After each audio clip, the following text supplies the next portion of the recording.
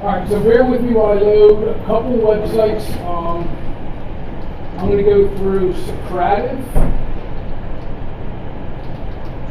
and then my website. I'll do teacher login as my personal. Should be loaded. Okay, so what I don't know why I'm standing up, but I guess it's because I'm used to it. I use Socrative, and you used quizzes. I use Kahoot, quizzes, and Quizlet. Okay. I think Socrative is just a different flavor of the same ice cream. I don't think it's better or worse. The only reason I'm throwing it up here is I have 100 pre-made quizzes that you are all welcome to, and they're all vocab, and I have 40 quizzes already made for all the crash course videos. So the beauty of this is it can be as much fun as you want. There's a space race, and you can change the icon to like a bear race or a unicorn race or whatever they have on there. You can use it as a one-question exit ticket. Sometimes I'll even use it as anonymous discussions, where if we're getting something sensitive, maybe with the mental illness unit, what I'll do is you can make it anonymous and kids can chime in what they want, or of a vote. It's really flexible. As far as the quizzes, I usually just use them as a warm-up. Come in, I have all of the 100 quizzes I told you about, like 5 questions.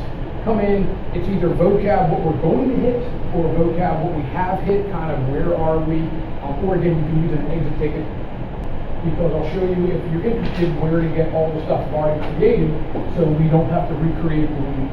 So it's called Socrative.com, it's free, of course, and again, the goal is, while I have these pre-made, you'll get the hang of making quick quizzes, whether they're multiple choice, open answer, short answer.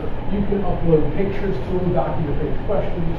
You'll get the hang of it. So what I'm going to do is add a quiz that's already been created. So once you have your account and you're looking at this screen, you're going to go to quizzes, and you're going to add a quiz. Now you can make one if you want.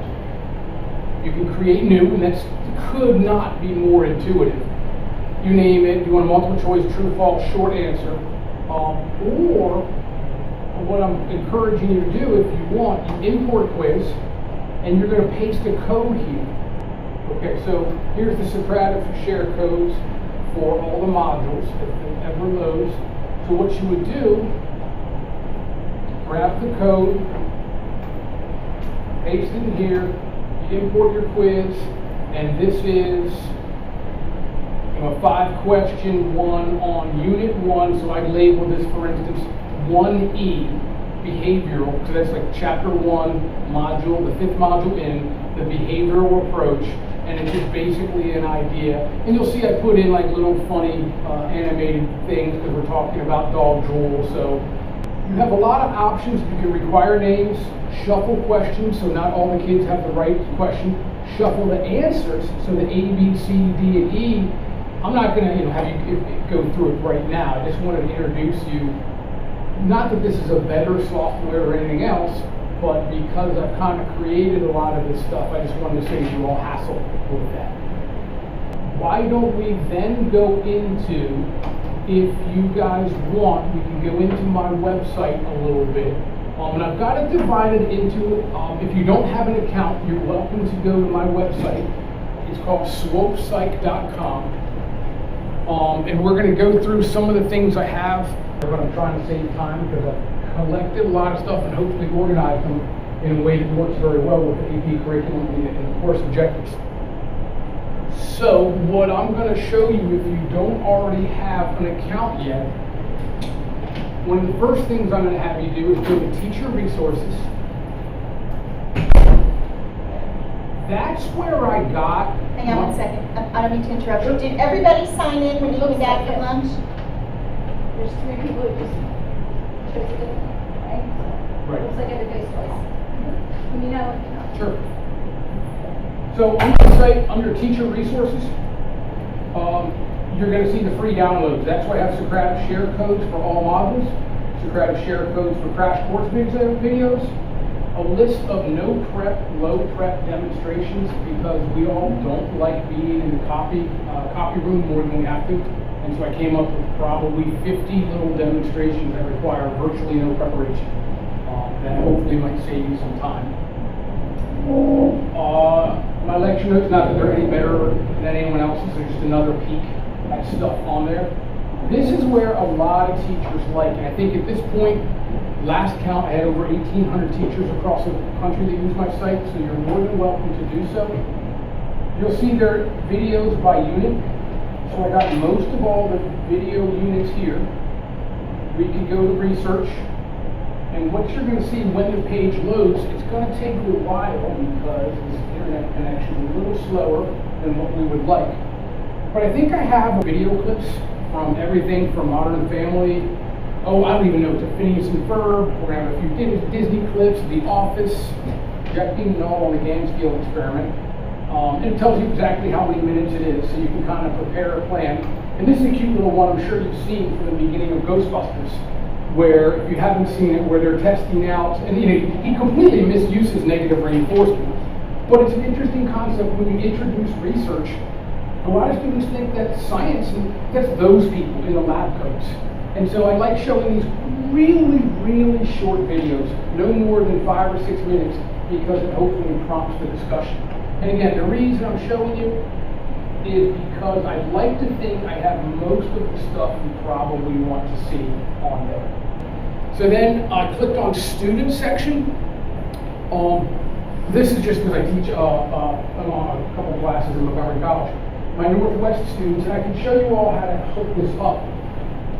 The idea is every time a student clicks on the test, and I can change, they can only access it once, they can access it twice, I can change the minutes, how many questions there are.